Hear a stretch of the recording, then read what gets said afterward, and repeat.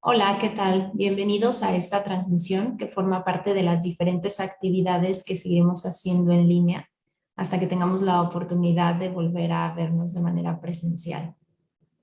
Vamos a empezar con el tema del día de hoy, que es el Tao.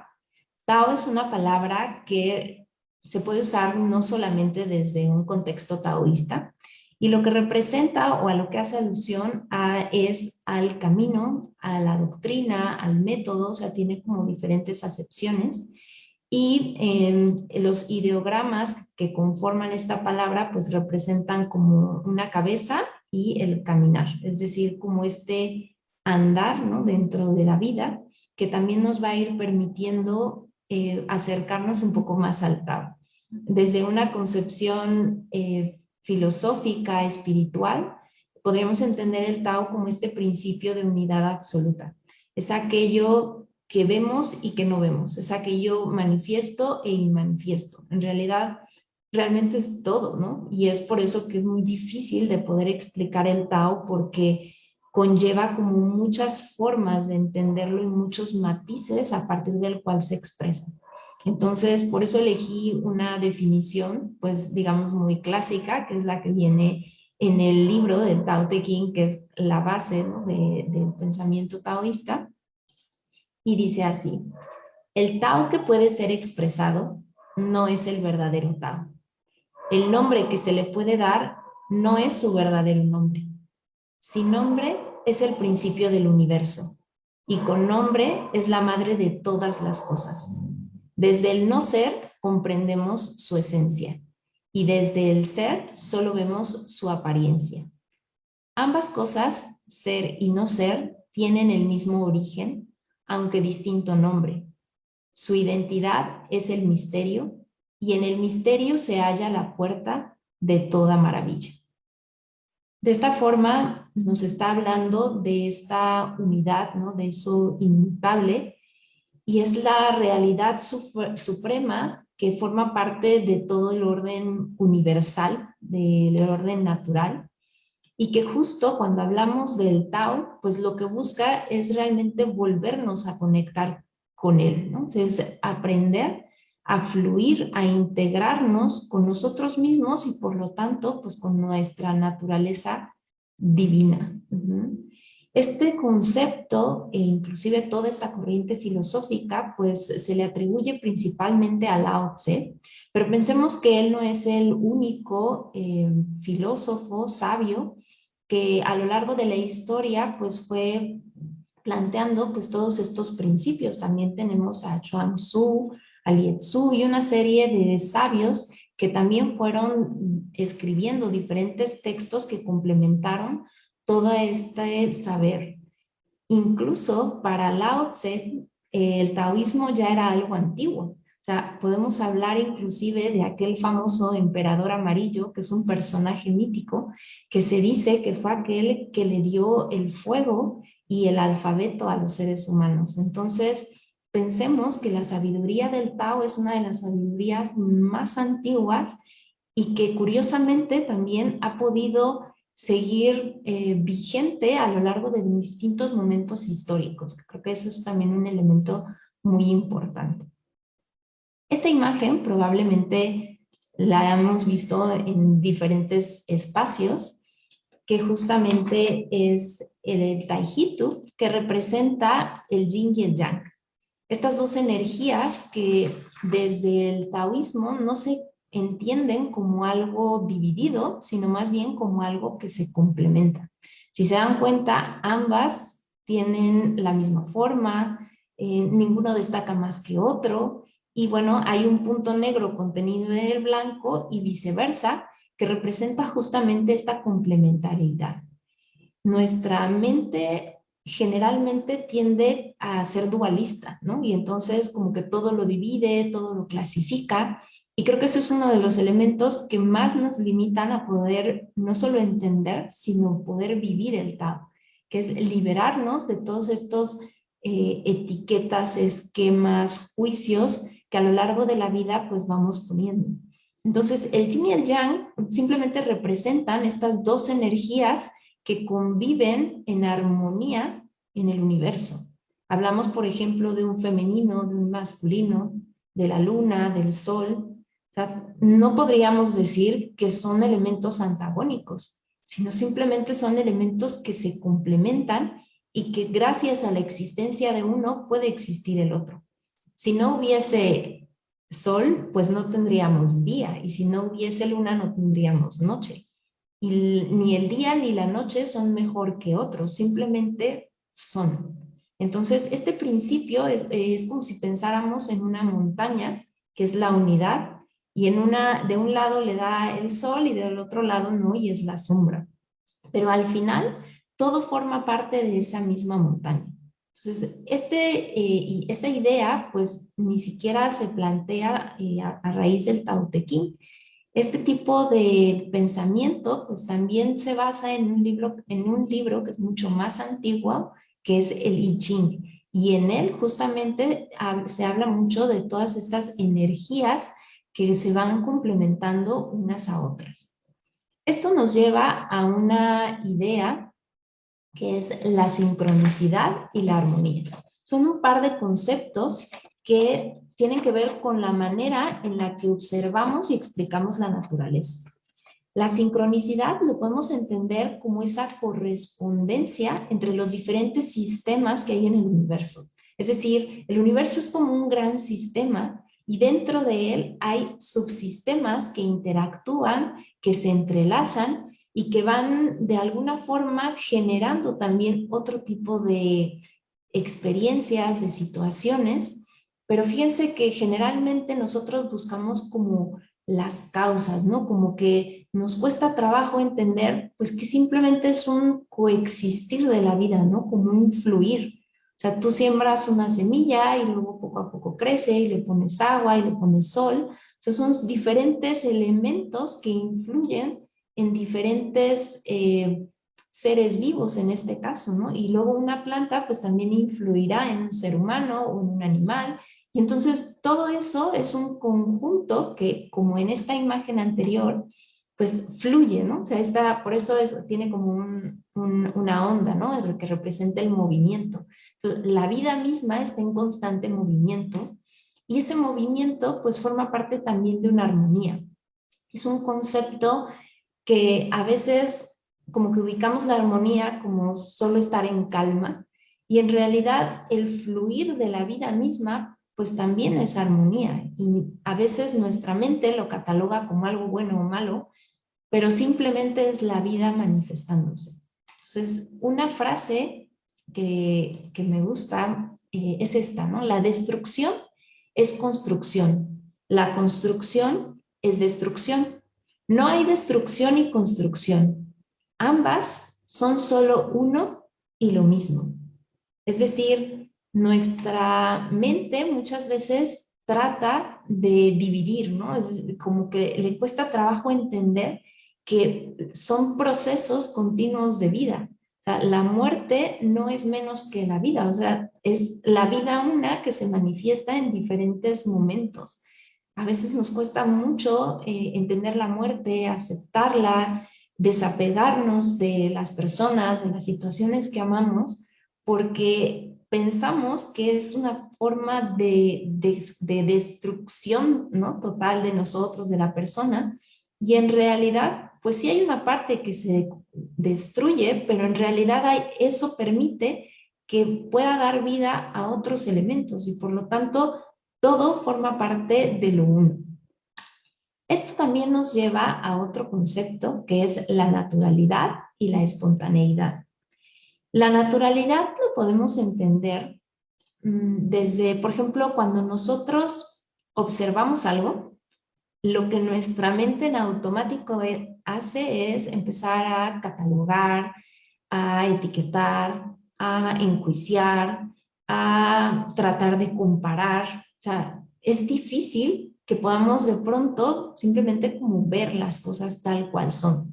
Y eso pasa mucho con, por ejemplo, con los niños, ¿no? O sea, ellos ven algo y simplemente lo observan, lo disfrutan y ya está. Y a nosotros que ya somos más adultos, que tenemos otro tipo de experiencias, de concepciones, etcétera, pues nos cuesta mucho más ver las cosas simplemente como son, ¿no? Sin todas estas esquemas, ideas que a veces nublan la esencia de las cosas. Y cuando hablamos de espontaneidad, pues es esta idea donde yo observo algo y luego a que esa reacción, ¿no? Ese acto que le sigue, va a ser una respuesta inmediata. O sea, no va a ir permeada de todos estos elementos que acabo de mencionar, sino que simplemente surge tal cual es. Surge nuestro ser que puede percibir las cosas sin una serie de elementos que de pronto no, nublan lo que en esencia estamos viendo. Entonces, cada juicio, cada etiqueta que vamos poniendo, pensemos que son como velos que van nublando la realidad. Y en la medida en la que seamos capaces de quitarlos, pues podremos obviamente pues, ver con mucho más claridad.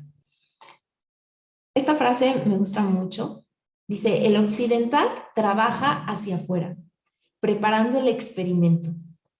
El taoísta trabaja por dentro, preparando el temperamento.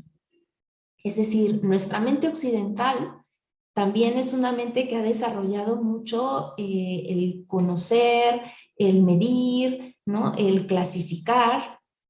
Y fíjense que como este yin yang, no se trata de algo que se excluya. O sea, pensemos que lo ideal sería que fuera algo que se pudiera complementar.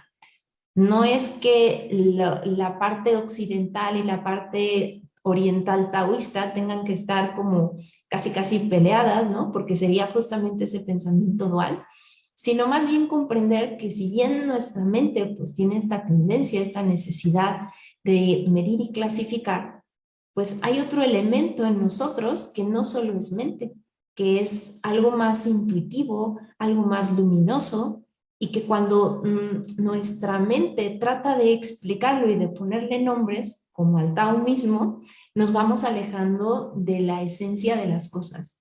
Entonces, lo interesante es poder vivir las cosas, pues como dependiendo también de las circunstancias, pero en la medida de lo posible, el poder quitar todos esos velos que a veces ponemos a las circunstancias, a las personas, a las vivencias que vamos teniendo y que eso nos hacen tener una interpretación que muchas veces pues no concuerda pues con lo que en realidad es.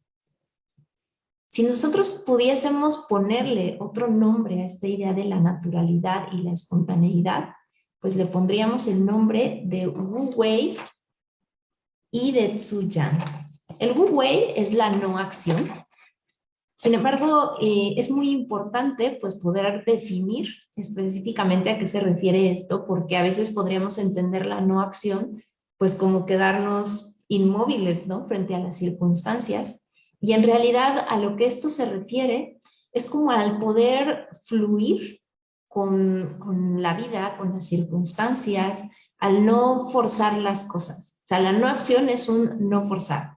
La no acción es como si tratáramos de no desvirtuar la esencia de las cosas. Es como fluir de una manera natural, lo cual nos cuesta mucho trabajo porque si se dan cuenta, a veces hacemos pues diferentes planes, diferentes proyectos y luego las circunstancias pues suceden de distintas maneras. No todo sucede como uno lo planea. Y a veces uno quiere como forzar las situaciones, forzar un trabajo, forzar una relación, forzar diferentes elementos, pues que a veces no depende de nosotros que sea como el flujo natural de las cosas. Y si fuéramos a lo mejor más conscientes de esto, nos permitiríamos escuchar un poco más lo que la vida misma nos va diciendo y a veces podríamos inclusive, creo yo, tomar decisiones más asertivas. Entonces, el Wu Wei es esta acción que nos permite fluir con el río de la vida. De hecho, los taoístas pues utilizan la idea del agua para poder explicarlo mejor. ¿El agua qué características tiene?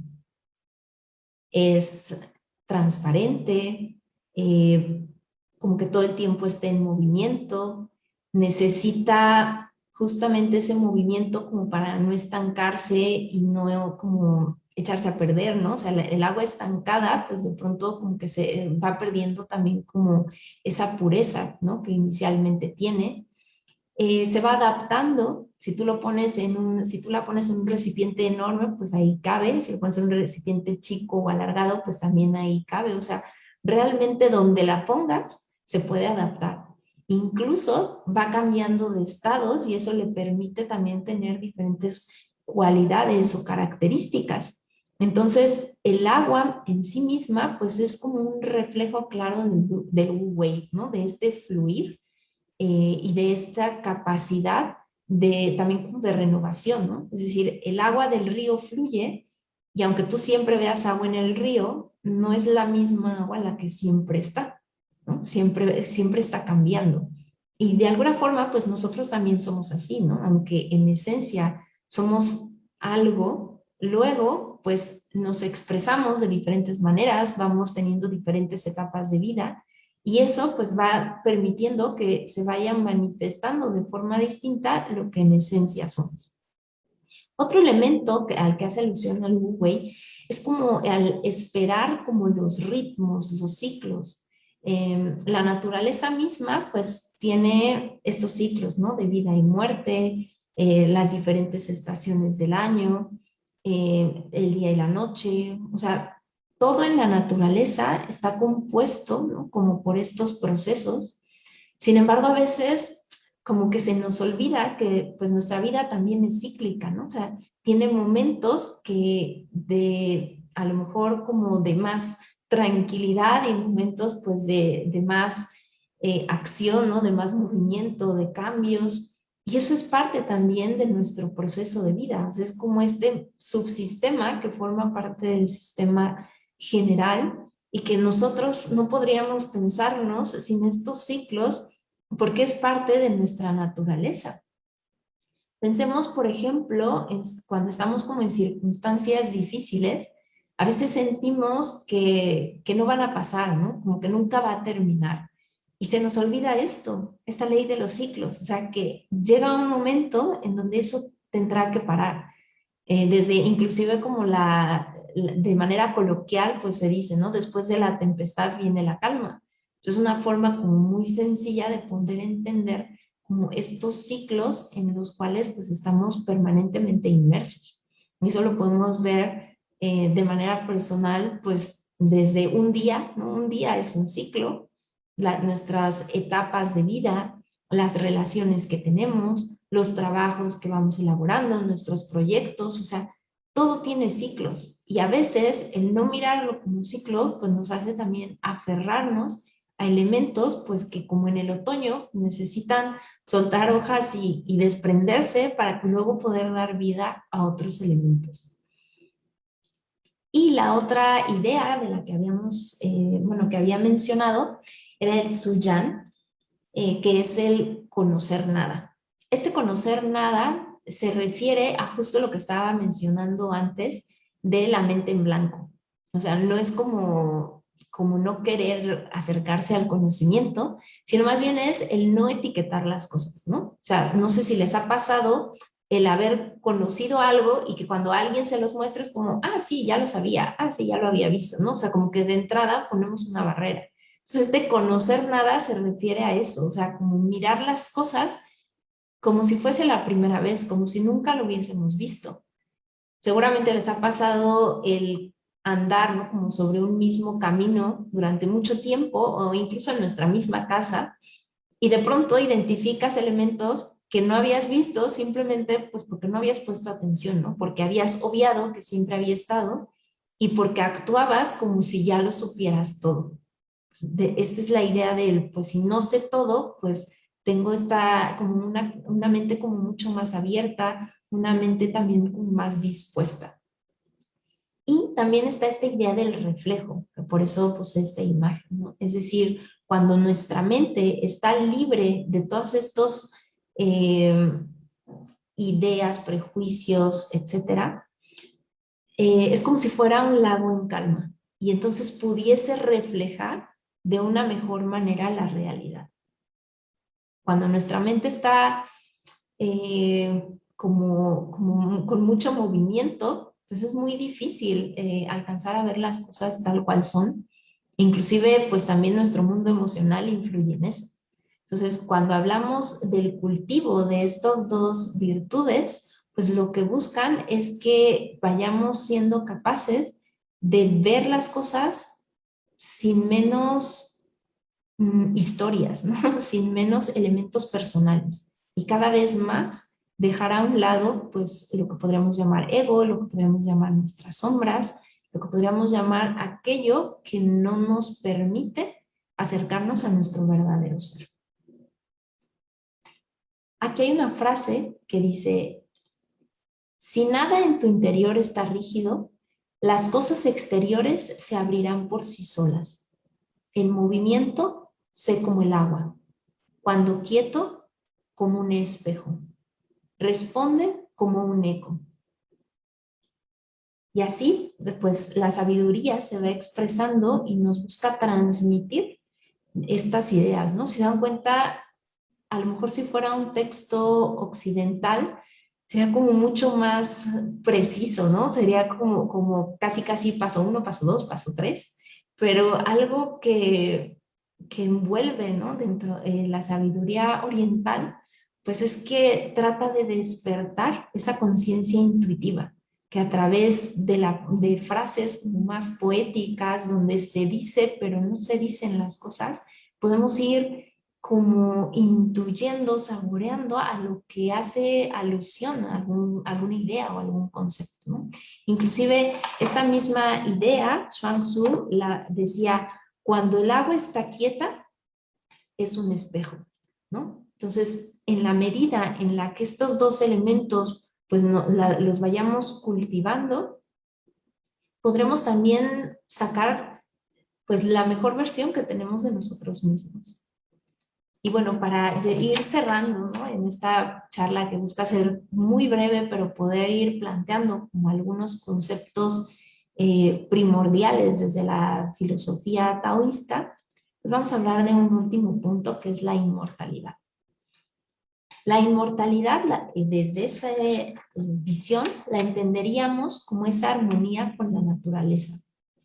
Es esa capacidad que puede tener el ser humano de ir reconectando con el Tao. En algún momento se dijo que Lao Tse era un dios, pero no con la visión como de que era un ser divino, ¿no? Sino más bien como ese ser humano que había ido trascendiendo todos estos elementos que hablábamos, ¿no? Como todas estas capas, y que poco a poco, al ir acercándose más a esta armonía del universo, a esta sincronicidad, el ir entendiendo y uniéndose con las sincronicidades, pues iba pudiendo dejar como más libre su elemento como más luminoso, más trascendente, y en ese sentido es que era inmortal. ¿No? No porque de pronto un día alcanzas la iluminación y ya no mueres, o sea, pero es que fíjense que a veces pensamos que lo que muere pues es nuestro cuerpo y ya está, ¿no? Y en ese sentido pues podríamos pensar como una muerte total, pero cuando entendemos que una parte es la muerte física, que además pues nuestro cuerpo tampoco muere porque luego se transforma y se reintegra como en otro tipo de moléculas, hay otro elemento dentro de nosotros mismos que en realidad desde esta perspectiva es que nunca muere, es que siempre está ahí. Y cuando somos conscientes de ello, es por eso que nos volvemos inmortales, porque llegamos a ser conscientes de nuestra divina esencia. La inmortalidad es como ese proceso de autosuperación, ¿no? De ir transformándonos desde como un alquimista, ¿no? Desde la parte interna como hacia afuera. O sea, aquel que se trabaja a sí mismo, pues de una u otra manera, pues también influirá como en su entorno. Y cuando nosotros trabajamos con nosotros, pues por eso decían los taoístas, pues se va desprendiendo, ¿no? Como ese elixir de oro, ¿no? La famosa piedra filosofal, que no es nada más que el sabernos inmortales, ¿no? El encontrar esas claves que nos permiten reunificarnos con esa conciencia mucho más elevada, mucho más trascendente, y que a veces, pues en nuestro día a día, en nuestra cotidianeidad, pues se nos olvida, simplemente como que se desenchufa, ¿no? Es como cuando a nuestros celulares se le apaga la batería. Entonces necesitamos recargarlos. Y pues todos estos conceptos de los cuales estamos hablando, pues lo ideal no es solo nombrarlos, ¿no? Sino poder empezar a vivirlos. Y sería muy interesante pues que cada uno de ustedes pudiera a través de esta plática identificar qué de ustedes pudieran empezar a vivir respecto a esto. O sea, cómo yo podría conectar un poco más con la armonía, cómo yo podría a lo mejor no engancharme tanto y entender como estos procesos cíclicos de la vida. Cómo yo a lo mejor tengo una serie de prejuicios, de ideas que a veces me impiden relacionarme con otras personas, aceptar otras ideas, etcétera. Entonces, pensemos que la sabiduría no es algo que se quede como en los libros, sino lo que busca, pues también es ser vivida. Y ojalá y que a partir de esta plática, pues cada uno de ustedes pueda ir rescatando alguno de estos elementos taoístas y que pueda empezar a ponerlos en práctica, en pequeñas situaciones, ¿no? A veces cuando pensamos en personas, ¿no? Que han tenido como un amplio conocimiento de sí mismos y han podido también como elevar, ¿no? Su nivel de conciencia desde otro lugar, pues a lo mejor nos los imaginamos como estos sabios antiguos que se iban a las montañas y se quedaban ahí durante mucho tiempo. Y entonces, en ese sentido, pues lo vemos como algo muy lejano, ¿no? Y más quienes vivimos a lo mejor en una ciudad como la Ciudad de México, ¿no? Que es mucho movimiento, muchas exigencias, etcétera. Sin embargo, pensemos que no son los lugares los que nos permiten vivir esto, sino es también la actitud con la que vivimos las cosas y la visión que tenemos frente a lo cotidiano. Entonces, pues para cerrar y pues de alguna forma también para inspirar, les quiero compartir este texto que habla de la inmortalidad. Y dice, inmortal es el que sirviéndose plenamente de todas sus dotes de cuerpo y espíritu, desprendiéndose de las pasiones y erradicando todos los deseos, hasta los más simples y menos dañosos, ha conseguido una existencia libre y espontánea. Un ser tan próximo a la perfección que su cuerpo no es sino la cáscara o receptáculo del puro espíritu. Muchas gracias.